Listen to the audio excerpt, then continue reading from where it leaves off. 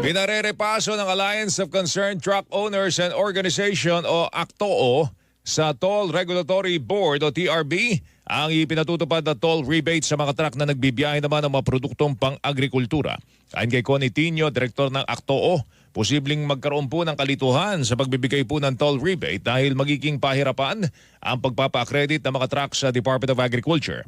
Karamihan kasi anya sa mga truck na nagkakarga po ng produktong pang-agrikultura, nagkakarga din ng iba pang produkto. Ang problema doon, kamukha ng mga agricultural products natin na nanggagaling sa port, hindi naman lahat ng trucker ay nakadedicate sa mga agricultural products. Minsan, isang linggo, puro agricultural ang pangarga mo.